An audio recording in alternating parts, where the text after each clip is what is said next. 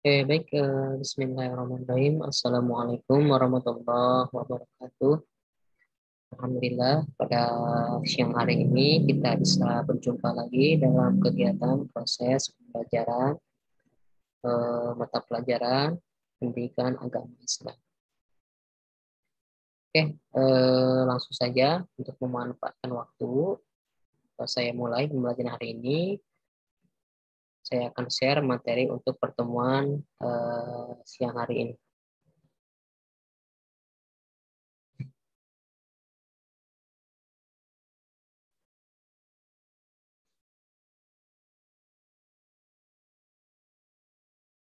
Oke. Baik, untuk pertemuan hari ini kita masuk ke materi pendidikan agama Islam, yaitu tentang eh, bab 3, yaitu semua bersih, hidup, dan jadi nyaman. Ini berkaitan tentang taharoh atau perilaku hidup bersih dalam kehidupan sehari-hari. Langsung saja bisa disimak juga oleh teman-teman semuanya modul agamanya. Nah, ini kalau dilihat dari peta konsep yang akan kita bahas, yaitu yang pertama yaitu terkait dengan taharoh. Taharoh ini adalah salah satu bahasa yang digunakan dalam bahasa Arab yang artinya yaitu bersuci menurut ajaran Islam. Nah, nanti kita akan mempelajari apa aja yang akan dipelajari di bab ini. Nah, yang pertama yaitu ketentuan-ketentuan tentang taharoh, kemudian bagaimana cara mempraktikkan tata cara taharoh, mempelajari dan memahami hikmah taharoh.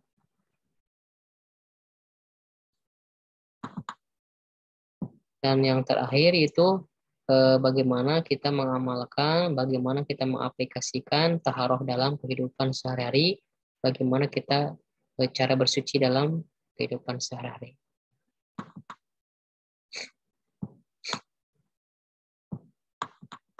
Oke, langsung saja kita ke bagian B. Coba rekan-rekan semuanya bisa dilihat dan bisa diamati. Di sini ada beberapa gambaran atau gambar yang mengkaitkan terkait dengan taharoh atau bersuci. Yang pertama itu ada seorang siswi sedang melakukan bersuci, yaitu wudhu. Ada yang sedang membersihkan halaman dan ada yang sedang membuang sampah pada tempat atau tong sampah.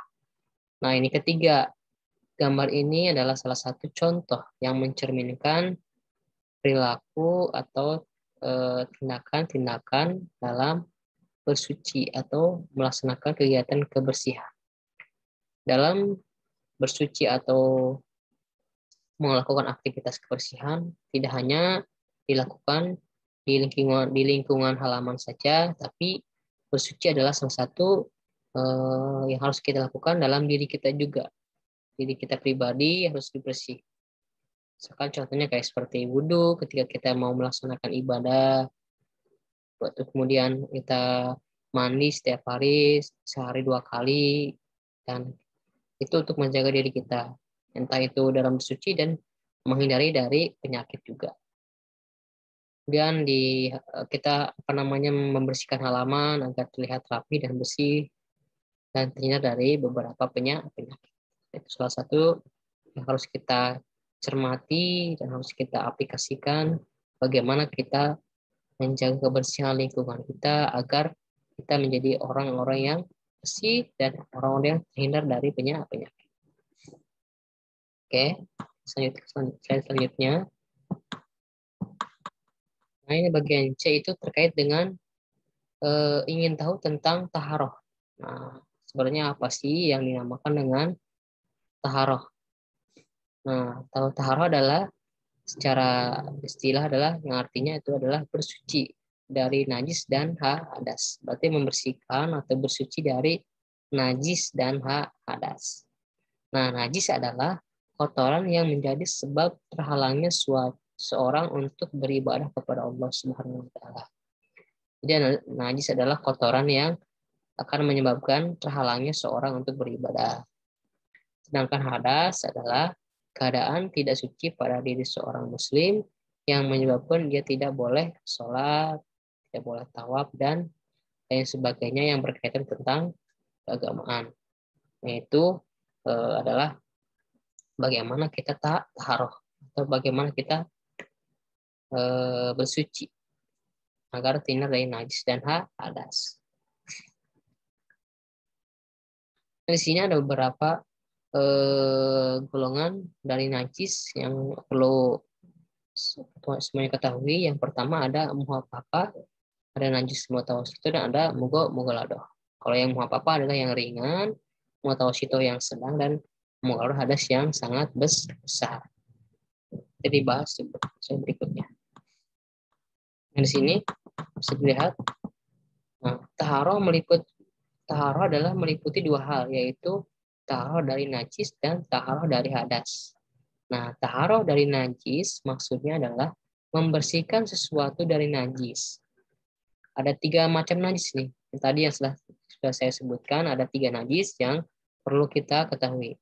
Yang pertama itu ada najis muhafafah, ada najis mutawasito, dan ada najis mughalladhah. Nih, kita bahas satu persatu. Najis muhafafah.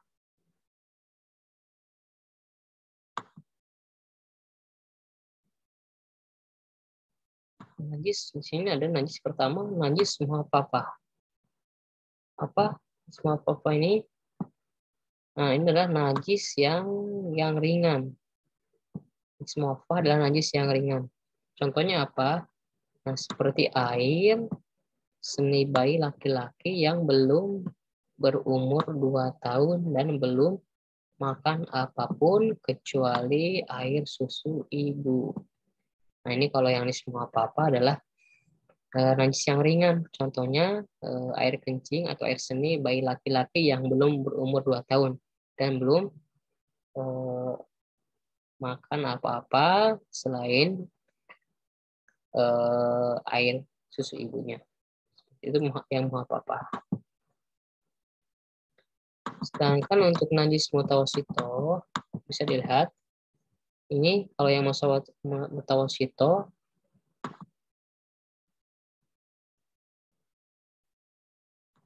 kalau untuk yang mutawasito adalah najis pertengahan.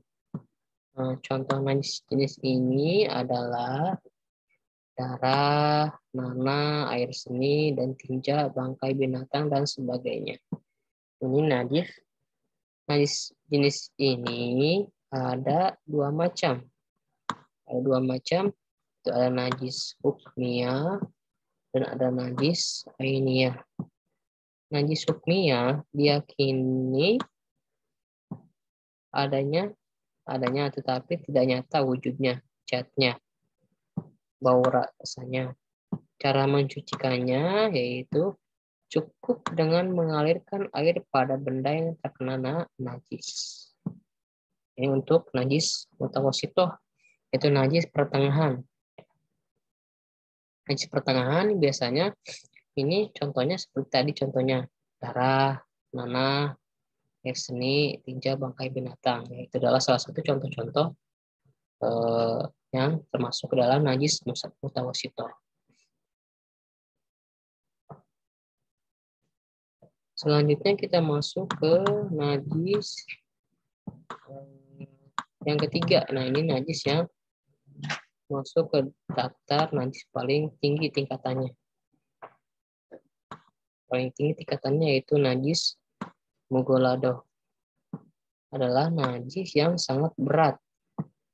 Najis ini bersumber dari anjing misalkan dan dari babi. Cara mensucikannya ada beberapa tahap, yaitu dengan membasuh sebanyak 7 kali. 1 kali diantaranya menggunakan air yang dicampur dengan tanah. Inilah satu najis yang sangat besar. Tidak 3 ada najis muhafafah, ada najis mutawasitoh dan ada najis munggaladoh yang harus teman-teman saya ketahui dan paham. Di sini kemudian itu terkait dengan najis. Nah, sekarang kita terkait dengan hadas. Nah, hadas kita terkena hadas kecil apabila melakukan salah satu hal dari 4 hal yang pertama, yaitu keluar sesuatu dari kubul, hilang akal, bersentuhan kulit antara laki-laki perempuan yang bukan muhrim, menyentuh kubul, hewan, dan wudhu dengan telapak tangan. Nah, bagaimana cara mensucikannya? Yang pertama yaitu dengan berwudhu. Apabila tidak ada air atau karena suatu hal, maka bisa dilakukan dengan tayamum. Nah, bagaimana dengan hadas besar? Kita terkena hadas besar apabila melakukan satu dari 6 perkara, misalkan berhubungan suami istri, keluar sperma, mengalami haid atau menstruasi, dan melahirkan, nifas, dan meninggal dunia. Nah, ini ada beberapa yang harus dilakukan. Yang pertama yaitu bisa dengan mandi, melakukan mandi wajib.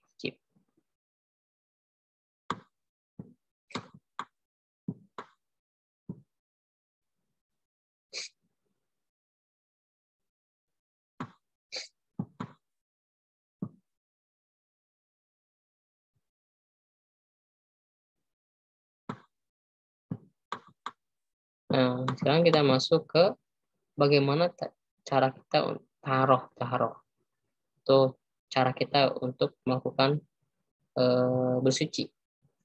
Nah, tata cara taroh dari najis sudah dijelaskan di awal bab ini. Sedangkan tata cara taroh dari hadas meliputi yaitu tadi ini ada yang hadas ya, ada yang bisa melakukan dengan mandi wajib, yang tadi saya sebutkan 6 perkara, ada yang bisa dengan wudhu, hadas ringan, dan ada yang bisa dilakukan dengan tayamum apabila tidak ada air. Adapun sarana yang dapat digunakan utama yaitu bisa menggunakan air, debu, dan batu. Yang salah satu caranya. Apabila tidak ada air bisa diganti dengan debu dan batu. Nah, pada umumnya orang bersuci menggunakan air. Adapun air yang bisa dipakai untuk bersuci adalah air yang suci sekaligus mensucikan. Air jenis ini merupakan air yang bersumber dari alam, baik yang keluar dari bumi maupun yang turun dari langit seperti air sumur, ada air sungai, ada air hujan, dan ada air laut, ada air danau, ada air embun, air salju, dan air salju, dan sebagainya. Banyak sekali air-air yang berasal dari alam. Nah, ini adalah air yang suci dan dapat mensucikan.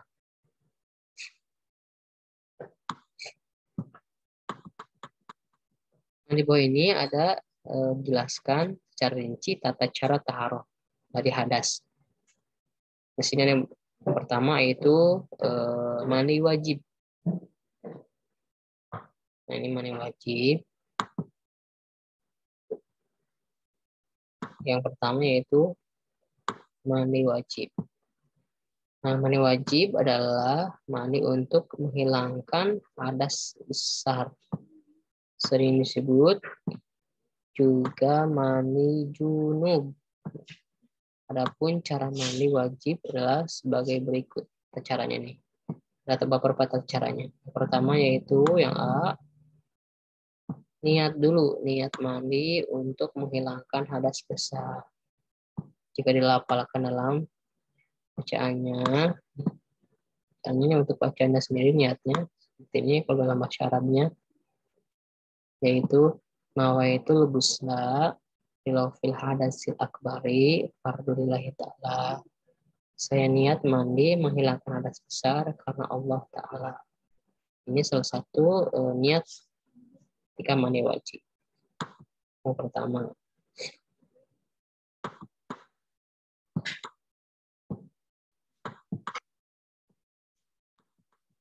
Yang kedua yaitu menghilangkan najis apabila terdapat di badannya seperti bekas tetesan darah.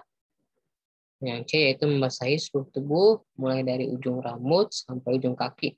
Jadi semuanya harus terbasuh oleh air dari mulai ujung rambut sampai dengan ujung kaki. Pada saat mandi wajib, kita juga disunahkan untuk membaca basmalah, mencuci kedua tangan sebelum dimasukkan ke dalam tanah, berwudu terlebih dahulu, mendahulukan yang kanan dan kiri, menggosok tubuh dan sebagainya. Salah satu tata cara ketika kita melakukan mandi wajib. Yang kedua itu wudhu. Ini gimana aja yang kedua itu wudhu. Nah, wudhu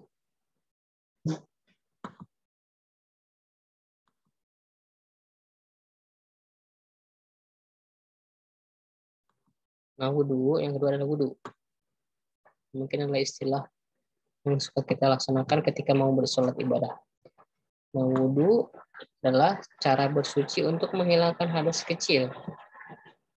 Adapun tata cara wudhu adalah sebagai berikut. Untuk tata caranya.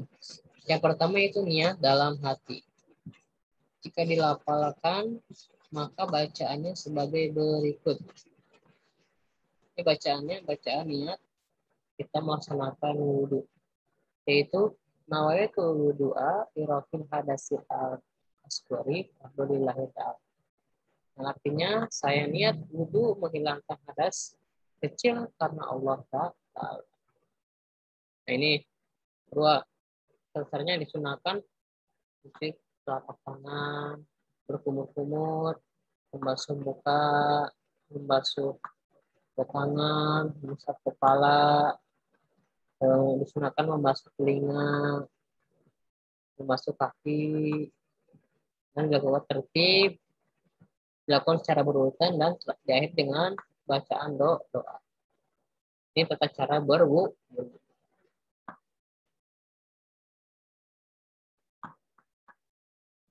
Nah, selanjutnya yaitu tata cara bersuci yang ketiga yaitu tayamum. Ketiga yaitu tayamum.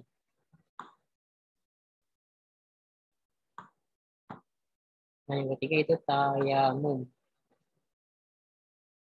Nah, apakah tayamum itu?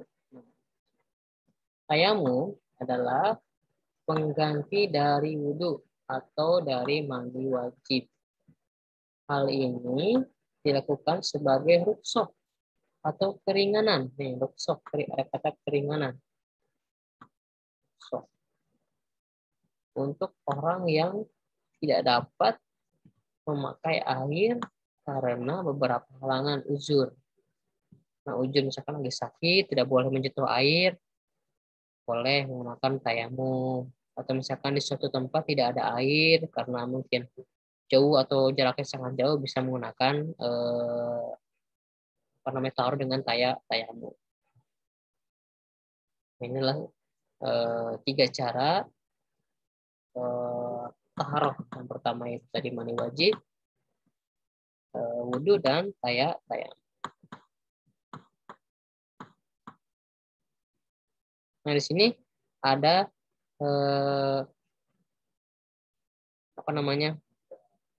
tayamum dilakukan dengan menggunakan sarana debunya. Biasanya kalau tayamum itu digunakan debu.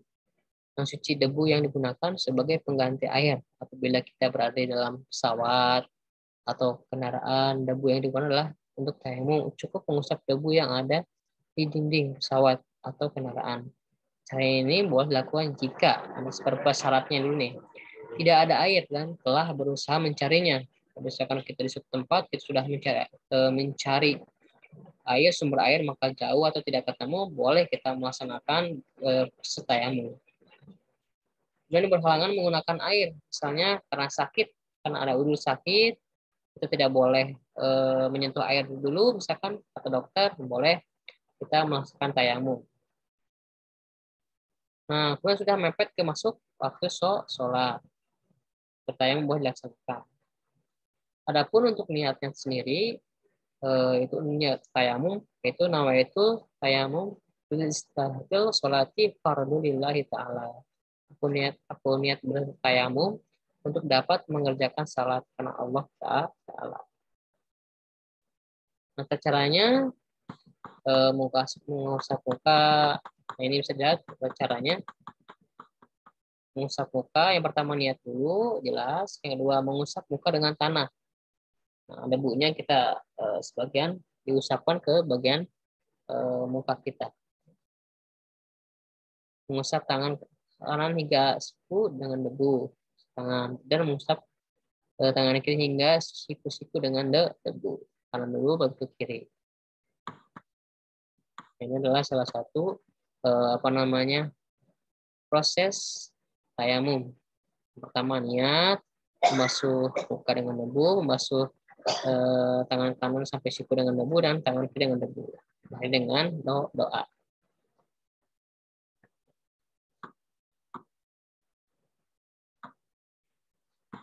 Nah, kemudian apa sini masuk ke terakhir, yaitu apa sih hikmah dari taharah? Pasti segala sesuatu itu ada manfaatnya dan ada hikmahnya. Nah, betapa pentingnya kita bersuci atau kita bertaharah dalam kehidupan kita, baik dari najis maupun dari hadas. Bersuci memiliki keutamaan dan manfaat yang sangat luar biasa. Keutamaan ini antara lain, pertama nih ada beberapa keutamaan. Yang pertama yaitu orang yang hidup bersih akan terhindar dari segala macam penyakit.